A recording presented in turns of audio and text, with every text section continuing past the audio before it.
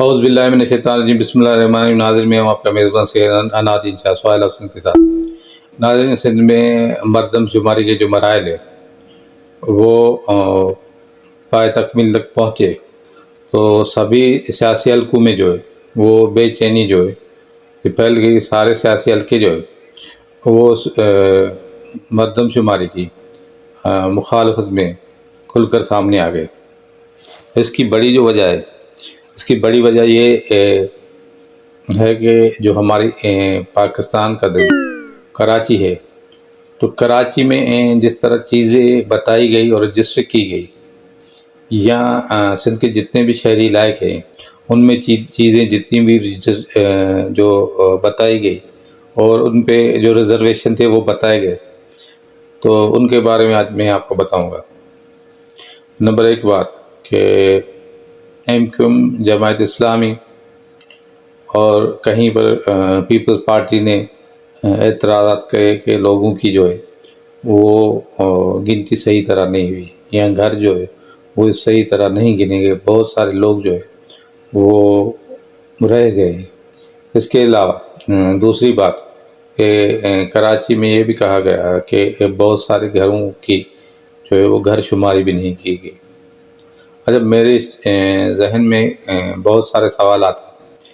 وہ سوالات بھی میں رکھوں گا اور اس چیز کا ہم تعین کریں گے کہ بات اصل میں ہے کیا۔ اصل میں جب بھی دنیا میں کوئی شہر بنایا جاتا ہے تو اس کی ایک کیپیسٹی ہوتی ہے لوگوں کو رہنے کی۔ جس طرح کوئی کالونی بنائی جاتی ہے تو اس میں اگر 200 گھر ہوتے ہیں تو اس بندے اس میں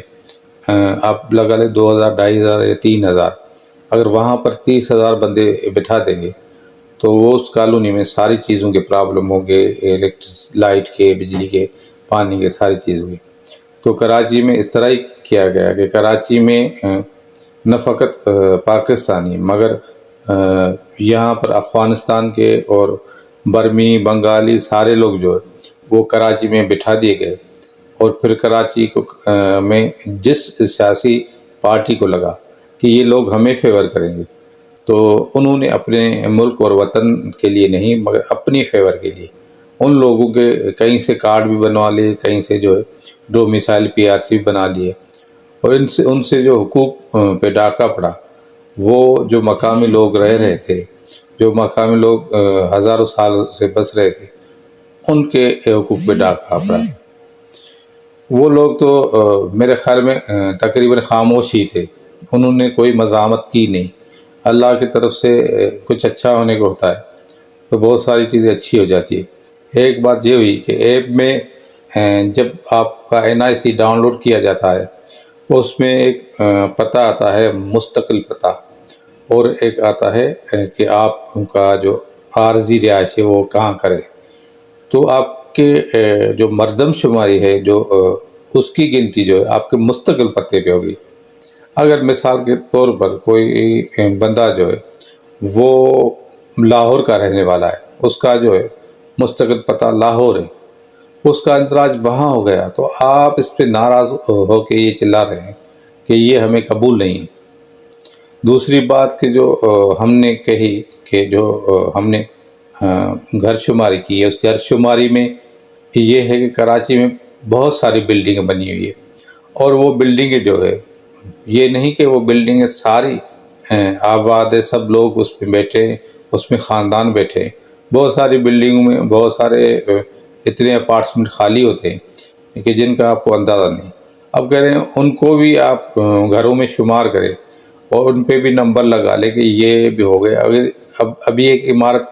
مکمل نہیں ہوئی تو اس کو بھی آپ گھروں میں جو شمار کر لیں۔ کراچی کے سراؤنڈنگ بہت ساری کچی بستیاں ہیں جو نہ آپ کو میپ پہ نظر آئے گی، نہ آپ کو جو ہے کسی سرکاری ریکارڈ میں نظر آئے گی۔ تو ان میں جو لوگ بسے ہوئے ہیں تو انہوں نے کسی نے جھوپڑی لگا لی ہے، کسی نے چھوٹا سا گھر بنا لیا ہے، اور وہ لوگ جو ہے پہلے ریفیوجی کے بعد اب وہ مال کے کراچی بن گئے، تو ان کا بھی اندراج کیا جائے۔ تو یہ جو صورتحال ہے، اس صورتحال میں ہمیں نقصانات کون سے ہوتے ہیں؟ جو مقامی لوگ ہوتے ہیں، جو اس صوبے کے، اس ملک کے رہنے والے ہوتے ہیں، دیکھیے اگر کراچی کے رہنے والوں کے لیے MBBS کی 12 سیٹیں، اب 3 سیٹیں جو ہے وہ پشاور کے بچے لے گئے کراچی کی، پہلے ہی ان کا کوٹا مقرر ہوتا ہے، پھر ان کی جو ہے آپ ایڈریس یہاں کراچی کی شو کراتے ہیں ڈومیسائل، تو پھر وہ یہیں سندھ سے اپلائی کریں گے۔ اسی طرح انجینئرنگ کے بعد اور بھی بہت شعبے جاتے جن کی کوٹا یہاں سے اگر چلی گئی تو پھر جو مقامی لوگ ہیں، جو ہمارے سندھ صوبے کے لوگ ہیں، پھر ان کو یونیورسٹی میں داخلہ ملنا بہت ہی مشکل ہوتا ہے۔ اب آپ یہ کہیں گے کہ یار وہ پڑھے لکھے ہیں، میں یہ بات واضح کر دوں کہ یقیناً پڑھے لکھے ہیں، مگر یہ بھی سبق آموز چیز ہے۔ اگر ایز ٹو کمپیئر ہم بلوچستان کو دیکھتے ہیں، اس کی ایجوکیشن سسٹم کو دیکھتے ہیں،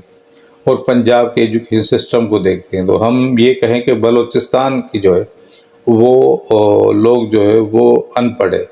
ان کو وہ فیسلٹیاں نہیں دی گئی، ان کو وہ اسکول نہیں دیے گئے۔ اسی طرح جو سندھ کے لوگ ہیں ان کو وہ چیزیں نہیں دی گئی، تو پھر اس چیز کا تقاضا کرنا، اس چیز کا کہ وہ بچہ جو بلوچستان یا سندھ میں پڑھا ہو، جہاں پر اسکولوں میں کوئی بھی سہولت نہ ہو یا استاد درکار نہ ہو، تو وہاں کے رزلٹ بھی وہی آئیں گے جو پنجاب کے دانش اسکولوں سے لے کے آپ نے اتنے اسکول کھولے ہیں، یہاں اسلام آباد کے جتنے اسکول ہیں وہاں پر جتنی فیسلٹیاں ہیں، نہ فقط بچوں کو پر اساتذہ کو، تو وہ بھی اسی کے لیول کا ہوگا، تو میرے خیال میں یہ بہت بڑی زیادتی ہوگی۔ اس لیے اس جو مردم شماری ہے اس پہ انصاف کی بات یہ ہے کہ جتنے بھی لوگ دوسرے صوبوں سے ہجرت کر کے آئے ہیں تو ان کا اندراج جو ہے اس صوبے میں کیا جائے جہاں ان کا اصل پتہ ہے۔ دوسری بات، یہ چیز DNA کے ذریعے شور کی جائے کہ یہ بندہ پاکستان میں رہنے والا ہے یا پاکستان سے باہر کا رہنے والا ہے، کیونکہ اگر ہمارے پاس 20، 25، 30 لاکھ، 40 لاکھ بندے اگر کراچی میں باہر کے رہ رہے ہیں، یعنی کہ اوورسیز رہ رہے ہیں، تو ان کو نیشنلٹی کیسے ملی؟ آپ کسی بھی ملک میں چلے جائیں، آپ کو 15 دنوں کے بعد پھر چیک کیا جائے گا۔ اگر آپ کہیں پر چھپ کے رہ بھی رہے ہیں تو آپ کو وہاں پر ووٹ کا اختیار نہیں ملے گا، آپ کی وہاں جو ہے گنتی نہیں کی جائے گی، آپ وہاں کی سٹیزن شپ تو دور ہے، یہ جو مراد ہیں، یہ جو چیزیں ہیں، آپ کو کسی جنگل میں چھپ کے رہنا پڑے گا۔ اگر دوسری دنیا کے اور اس جو ہے پاکستان کے خاص طور پہ صوبہ سندھ کے قانون جو ہے کیوں الگ ہے، یہ میرا سوال